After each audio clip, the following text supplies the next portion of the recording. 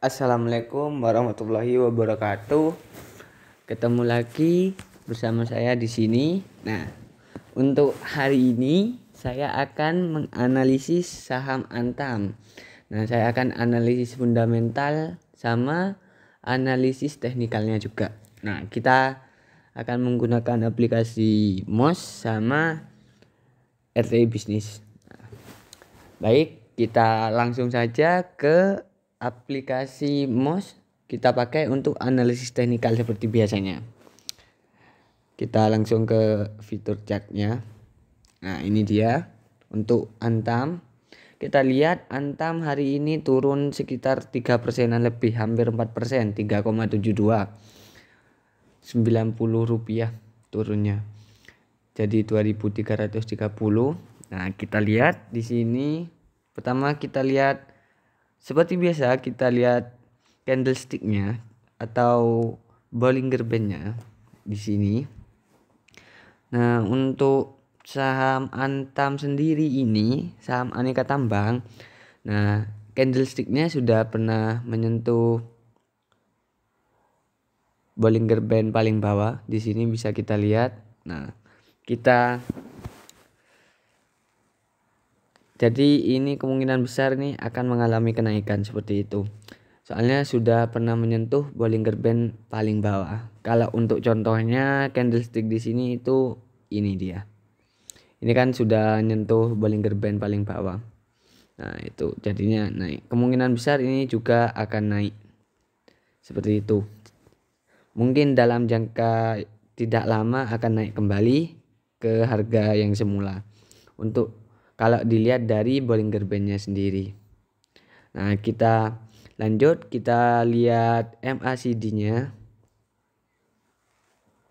Nah, untuk MACD-nya itu garisnya itu masih mengalami penurunan, serta histogramnya itu malah masih bertambah ke bawah. Ini untuk garisnya masih mengalami penurunan. Nah, ini untuk histogramnya itu masih bertambah ke bawah. Nah, kita lihat untuk RSI-nya. Untuk RSI-nya ini masih di bawah 50. Kita lihat. Ya, masih di bawah 50, tidak sampai di bawah 40 di sini. Nah, kalau bisa kita tunggu juga untuk RSI sama MACD-nya, soalnya ini masih terlalu rawan soalnya. Jadinya kita tunggu dulu sampai MACD garis warna merah menembus ke atas garis warna hijau sedikit aja, atau histogramnya itu ke atas sedikit seperti ini. Mungkin kalau histogram yang ke atas sedikit seperti itu, jadinya biar aman. Terus kita tunggu MACD itu kalau bisa di bawah 30 atau minimal lah 30. Kita cari di sini MACD yang 30.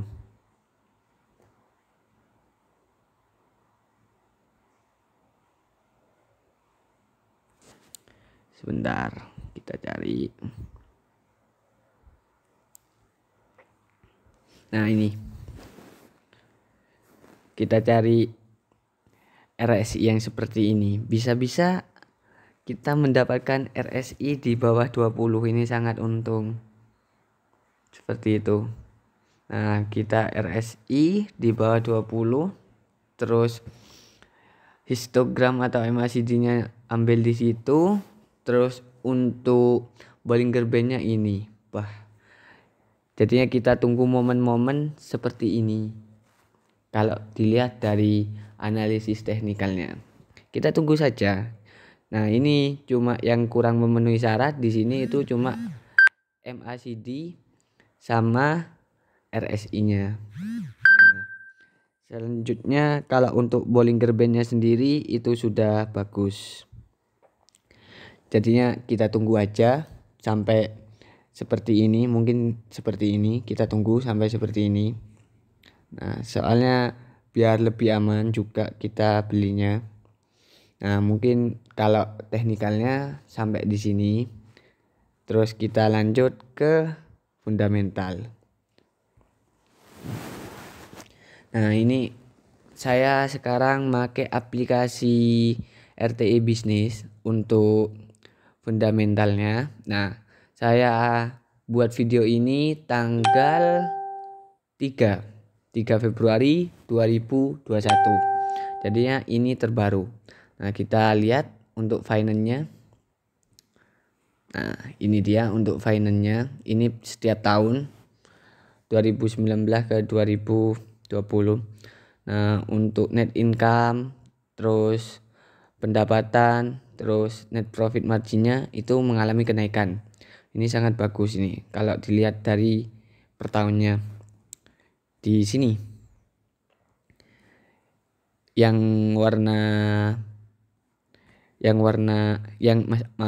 histogram warna biru maksudnya. Yang ini. Nah, ini pendapatan bersih. Nah, terus untuk pendapatannya yang histogram warna ungu. Nah, untuk garis warna hijau ini itu net profit marginnya. Jadinya ini bagus soalnya mengalami peningkatan dari tahun 2019 ke 2020 bulan September. Ini saya pakai aplikasi RTI Bisnis ya. Nah, kita lanjut ke balance sheet-nya seperti apa kita lihat. Nah, ini untuk balance sheet-nya. Kita lihat perkembangan dari 2019 ke 2020 bulan September. Kita lihat yang histogram warna biru itu aset. Nah, terus untuk liabilitasnya atau hutangnya itu histogram warna merah. Untuk ekuitas itu histogram warna kuning. Terus untuk garisnya ini DER-nya. Oh, jadi kita bisa lihat untuk histogram warna kuning atau ekuitasnya itu mengalami kenaikan dari 2019 ke 2018 untuk penanaman modalnya. Nah, untuk liabilitasnya sendiri itu mengalami sedikit penurunan dari 2019 ke 2020. Nah, tapi untuk asetnya itu mengalami kenaikan. Nah, ini bagus. Nah, malahan DER-nya sendiri mengalami penurunan. Debt equity rasionya itu mengalami penurunan. Jadinya ini sangat bagus sekali. Soalnya hutangnya berkurang, nah tapi modal sama asetnya itu bertambah. Seperti itu. Jadi ini bagus untuk balance sheet-nya sendiri, balance sheet Antam sendiri. Nah, kita lanjut ke cash flow-nya. Nah, bisa kita lihat di sini untuk aktivitas operasinya itu garis yang warna ungu. Nah, untuk aktivitas investasi itu garis warna hijau. Nah, untuk aktivitas pendanaan itu garis warna biru seperti ini. Nah, di sini bisa dilihat kalau aktivitas operasi, nah itu mengalami sedikit penurunan. Terus untuk aktivitas investasi itu mengalami kenaikan. Terus untuk aktivitas finance-nya itu mengalami kenaikan.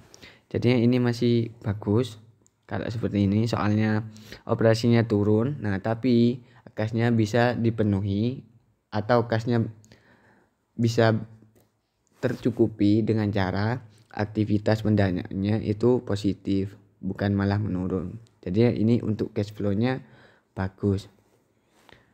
Nah, kita lanjut ke rasio-rasionya. Ini untuk earning-nya.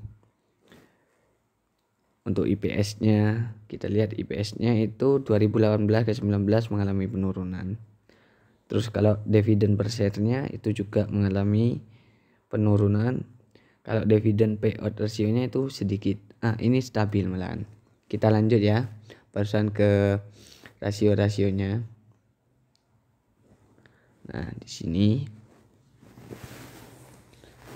untuk Antam sendiri, nah dividen yield-nya itu 0,12%. Nah, di sini ada dividen yield untuk Antam 0,12. Nah, untuk pernya sama PBV-nya itu ini. Jadinya pernya itu 50 kali, terus PBV-nya 2,96. Ini termasuk masih tinggi kalau menurut saya. Soalnya kalau bisa kita beli saham, atau bukan beli saham, atau saham yang harganya terdiskon gitu anggapannya.